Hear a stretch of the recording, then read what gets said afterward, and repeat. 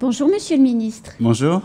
Vous êtes ministre de la Ville, vous êtes ministre du Logement, donc ça veut dire que vous couvrez la politique de la ville. Vous avez été par le passé président de l'ANRU, donc vous êtes déjà venu à Mayotte par le passé. Vous connaissez bien finalement notre département.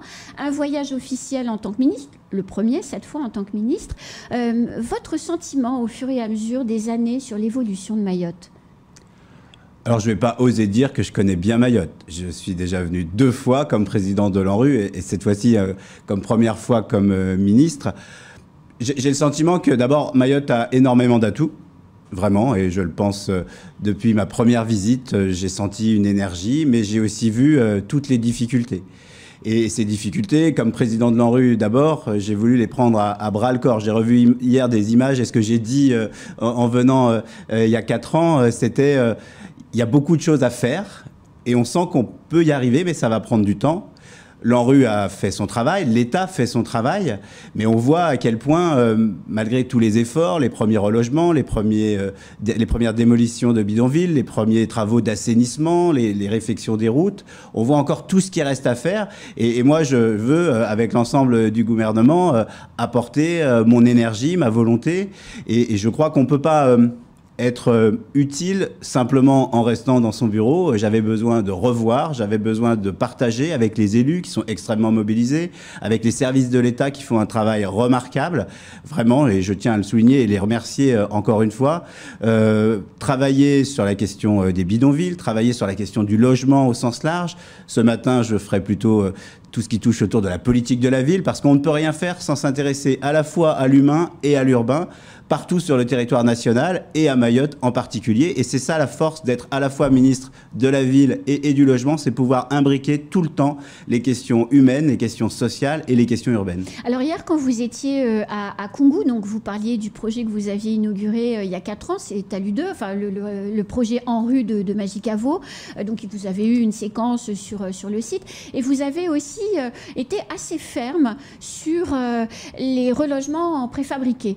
C'est-à-dire que la mairie de Koungou a conçu un dispositif qui va permettre de reloger les personnes qui peuvent bénéficier d'un hébergement sur place dans des logements préfabriqués. Donc il y a évidemment des avantages et des inconvénients, mais dans d'autres projets, certaines personnes hébergées doivent faire 30 km pour rejoindre leur nouveau logement. Donc là, c'est sur place. Les uns et les autres vous ont questionné sur le fait que la population n'était pas super enthousiaste à l'idée de vivre dans des préfabriqués, et vous avez été ferme en disant bah, c'est comme ça ne peut pas plaire à tout le monde, mais ça a le bénéfice d'être correct et d'apporter des solutions. La situation dans les bidonvilles, elle est inacceptable. Elle est inacceptable parce que c'est indigne, c'est notre devoir de changer la situation de ces personnes, parce qu'il y a du danger, il y a des risques sanitaires, et donc le devoir du gouvernement, c'est accompagner cette politique de disparition des bidonvilles.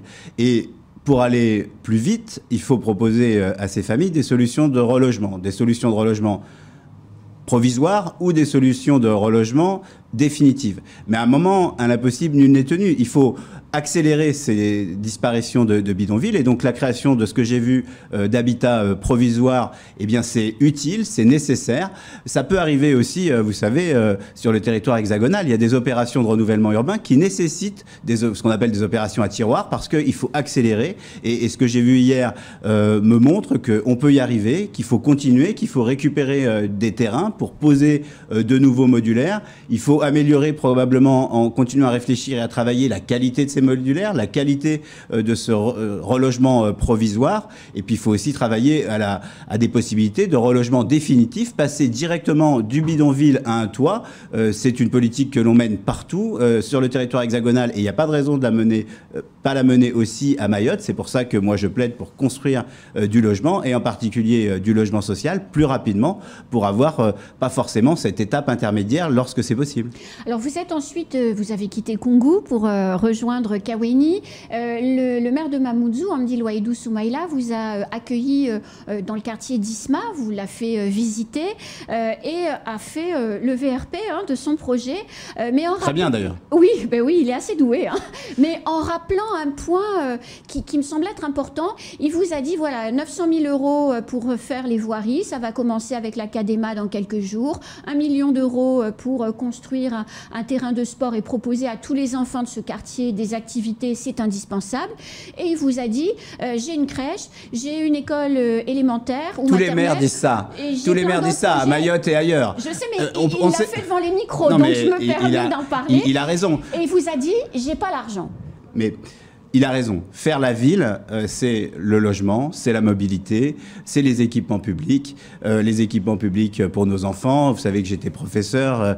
J'ai une attention particulière sur la question de l'école. Et donc, comme tout maire, il dit ce qu'il a besoin pour refaire la ville, faire la ville sur la ville. Et donc, il faut accompagner ces projets. L'ANRU à Mamoudzou, c'est près de 30 millions d'euros. On sait que quand l'ANRU dépense 30 millions d'euros avec l'ensemble des efforts cumulés, on va dépenser 70, peut-être 100 millions d'euros d'investissement dans ces quartiers. Donc c'est beaucoup d'argent. Paris ne s'est pas fait en un jour, Mamoudzou non plus. Il va falloir continuer à accompagner le développement. Ça sert à rien de mettre beaucoup d'argent sur la table. Il y a encore beaucoup d'efforts à faire, de récupération de foncier. Il y a des opérations de logement qu'on a visitées hier qui sont en cours. À Cavani. À Cavani. Il y a des opérations très importante à faire. J'ai aussi vu dans des quartiers que j'avais vus il y a 4 ans des équipements publics, des jardins, de l'urbanisme transitoire. Donc on voit à quel point ça bouge. L'État est là, le département est là pour accompagner ces projets, pour accompagner la ville, mais on fera ça en temps utile, dans un accompagnement provisoire au fur et à mesure que le projet avance. Vous savez, l'argent de l'ANRU, par exemple, quand j'étais président de l'ANRU, je disais au maire, dépensez. Arrêtez de me demander plus, dépensez ce que vous avez déjà. Alors, vous avez hier, dans les prises de parole que vous avez faites, dit à plusieurs reprises, et d'ailleurs vous l'avez dit depuis que vous êtes arrivé d'ailleurs, puisque vous l'avez dit aussi quand vous étiez au marché de Mamoudzou, qu'il n'y avait aucune raison pour qu'à Mayotte on fasse moins bien qu'en métropole.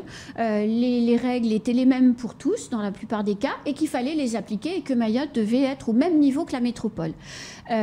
Ok, je pense que tout le monde était content de l'entendre, sauf que par exemple l'Agence nationale de la cohésion des territoires donne à Mayotte 17 euros quand elle donne 41 euros dans le reste de la métropole. Alors comment on peut faire pour faire aussi bien qu'ailleurs avec plus de 2 fois moins de dotation que les autres?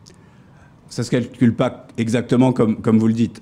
Les efforts de l'agence, de la NCT et de l'ensemble des agences qui travaillent sur les territoires d'outre-mer sont modulés à la réalité. La politique de la ville, par exemple, n'est pas, et les zonages de la politique de la ville ne sont pas calculés de la même manière sur le territoire hexagonal et dans l'outre-mer pour des raisons d'efficacité. La volonté, je disais hier, par exemple, aux élus départementaux qui disaient « mais c'est pas normal, il n'y a pas l'APL à Mayotte », que la réalité des aides au logement à Mayotte, hors APL, sont plus importantes que sur le territoire hexagonal. Donc il faut adapter les propositions dans tous les domaines et je verrai avec la NCT, mais je peux vous assurer que par exemple sur la politique de la ville, le BOB 147, c'est-à-dire l'argent que finance mon ministère, on est dans les mêmes modes de financement partout, les mêmes objectifs, la même volonté de faire. J'irai tout à l'heure visiter une cité éducative. Une cité éducative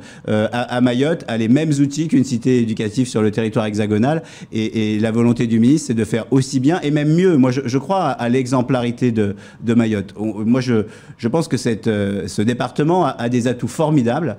Et ce qu'on invente ici doit nous aider aussi à mieux travailler dans les quartiers populaires partout en Outre-mer et dans l'Hexagone. Alors, vous avez été questionné hier en marge de l'une de vos visites par, je ne sais pas qui d'ailleurs, mais en tout cas, vous avez été questionné hier sur la crainte de la population qui est réelle, qui a peur que l'accélération des décasages et de la nécessité de reloger, de proposer quelque chose aux gens, qui souvent ont des enfants, etc., conduisent à des régularisations massives.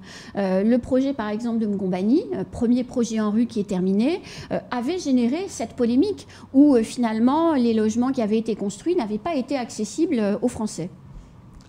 Et vous n'avez pas répondu à la question, vous avez juste dit je vais vous répondre très clairement. Les règles étaient les mêmes pour tout le monde. Absolument, absolument. D'abord, je le dis ici comme partout, le logement social, c'est une chance formidable.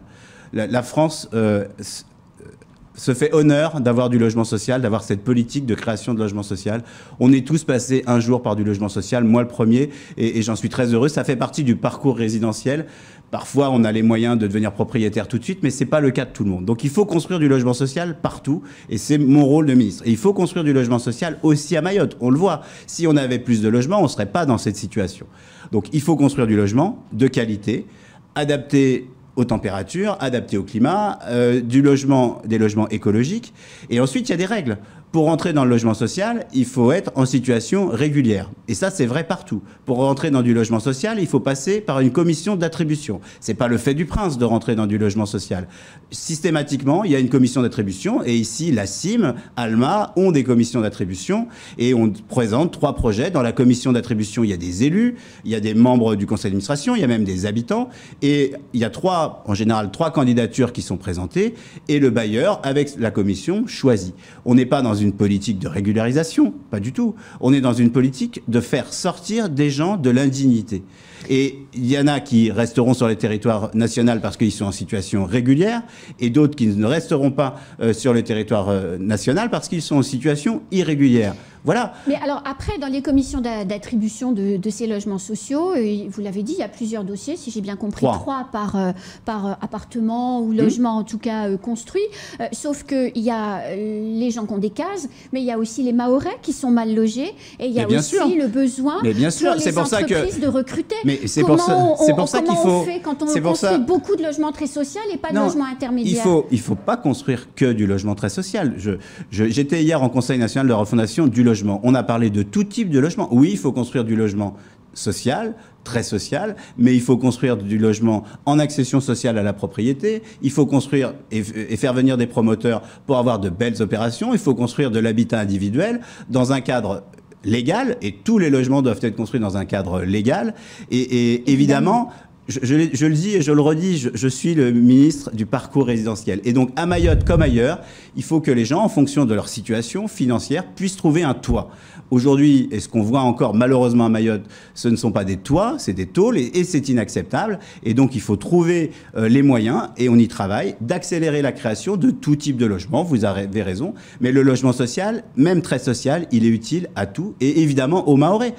Notre priorité, c'est nos concitoyens qui sont sur le territoire de Mayotte, tous nos concitoyens ou ceux qui sont immigrés mais en situation régulière, d'avoir un toit. Et c'est pour ça qu'il faut construire tout type de logement. Et moi, je me réjouis de l'arrivée d'Action Logement sur le territoire avec volontarisme. Et en tout cas, moi, je serai attentif à leur volontarisme. Je verrai la directrice générale d'Action de la Caisse des dépôts Habitat à mon retour à Paris pour faire un point de la situation et du travail de la CIM, parce qu'on a vraiment besoin de cette action volontariste. Et puis, je crois qu'on doit pouvoir persuader des promoteurs de venir sur Mayotte, de construire du logement en accession. Il faut travailler aussi avec les banques, comme je le fais à Paris. Il faut travailler ici avec les banques pour avoir accès au crédit.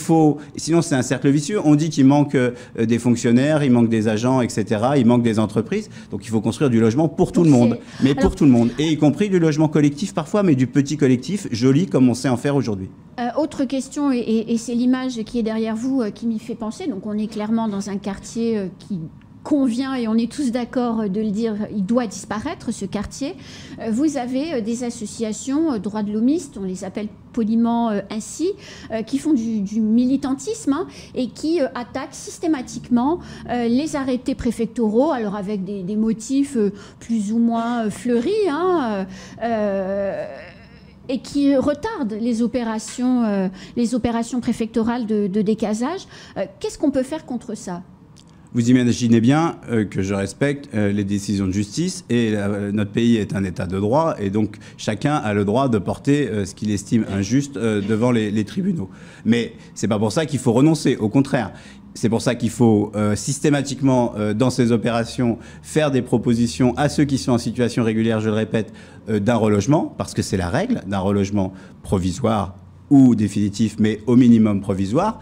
Après, il y a des règles, on fait 3 propositions. Si les personnes ne les acceptent pas, eh bien c'est leur responsabilité.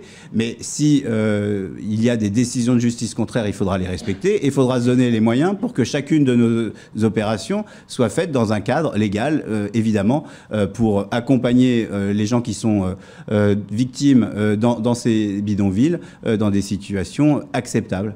Mais la justice passe, elle donne le plus souvent raison à l'État et au préfet, et si parfois elle nous donne tort, soit on décidera de faire appel, soit on reprendra la procédure, parce qu'on ne peut pas laisser des gens, et personne ne peut accepter de laisser des gens vivre dans ces conditions indignes. On est d'accord.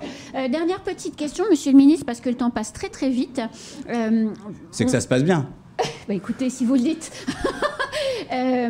Les élections sénatoriales arrivent prochainement, au mois de septembre. Vous êtes un proche du président de la République. C'est difficile pour nous de penser que vous êtes venu ici pour ne pas faire un peu de politique et pousser les candidats Renaissance vers la victoire, puisqu'il y a quand même 2 postes sortants. Ne pas les renouveler tous les 2 serait un échec pour Emmanuel Macron. D'abord, je suis venu ici pour travailler, vous l'avez vu, et je crois assez bien connaître les dossiers. Après, qu'il y ait un temps... Je ne remettais pas du tout ça en question. Hein. Non, vraiment, qu'il y ait un temps politique, oui, évidemment, les élections sénatoriales, c'est dans quelques mois encore. Moi, je travaille très très bien avec le sénateur Tani, qui est quelqu'un qui fait un travail formidable. Surtout sur les aspects fonciers. Mais absolument, et vraiment, moi je le vois à Paris, je le connaissais avant d'être ministre, et vraiment, je trouve qu'il fait un travail formidable, et c'est une chance pour Mayotte de l'avoir. C'est une chance pour le Sénat, parce que son travail dépasse aussi les questions mahoraises, bien évidemment, comme tout sénateur.